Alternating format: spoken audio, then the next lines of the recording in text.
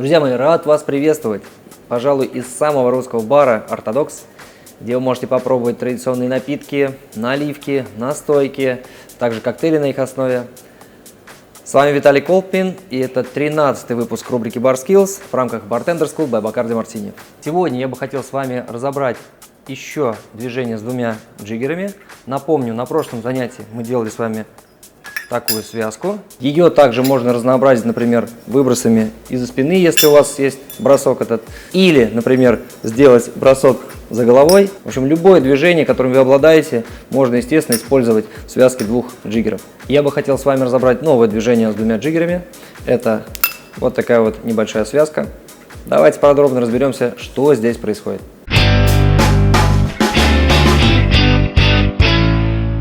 Напомню, в третьем выпуске мы с вами разбирали вращение джиггера вокруг большого пальца. И в четвертом выпуске с вами разбирали такой выброс джиггера. Теперь мы эти два движения объединяем, и получается такая вот связка. Начнем с самого начала. Итак, допустим, у нас джиггеры стоят малой частью вверх. Дальше. Когда мы беремся, беритесь как можно выше. То есть так, чтобы у нас практически джиггер не торчал в пальцах. То есть не посерединке, не там, где у нас идет стык двух частей, а как можно выше. Подробно разбираем первое движение, что происходит здесь с джиггером. Рукой направляем, пальцами помогаем чуть подтолкнуть, но рукой направляем вверх.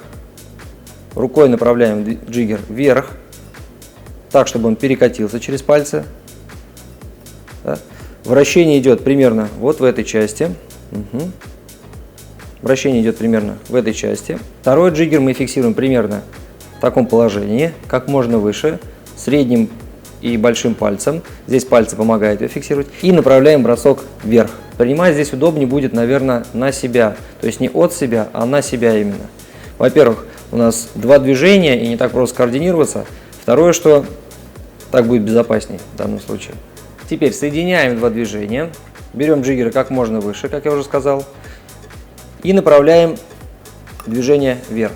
Таким образом, один джиггер у нас перекатывается через палец, второй вращается на 1,5 оборота и приходит в открытые пальцы.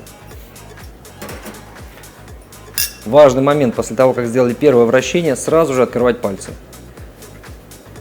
чтобы можно было спокойно принять джиггер. И все, дальше можно уже делать налив. Давайте посмотрим, как это может выглядеть в баре. Берем джиггеры, берем бутылочки и делаем двойной налив. И сливаем. Если для начала вам будет не так просто делать это движение, то можно его подупростить. Допустим, взять отдельно первый джиггер и потом второй. Оба этих движения мы с вами уже изучали, поэтому берем первый джиггер, второй, готово. С движениями на сегодня хватит, но я бы хотел вам дать еще пару упражнений на развитие пальцев, на развитие силы пальцев. Это такое очень простое, но в то же время эффективное движение. Каждый день его, если делать, хотя бы по одному разу в день, поверьте мне, очень хороший результат дает. Это вот такой выброс пальцев.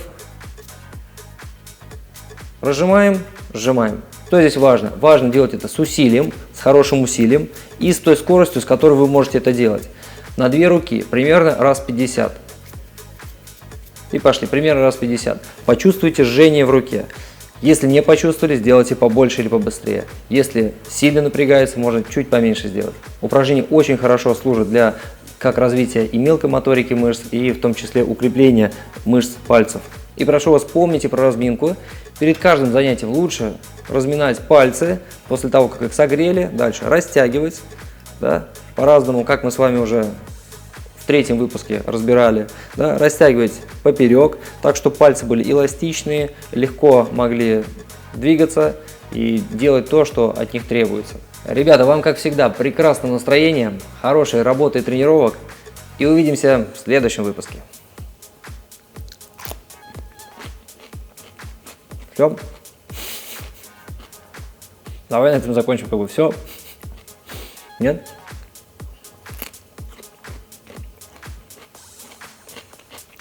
Огурчик вкусный. Не удержался.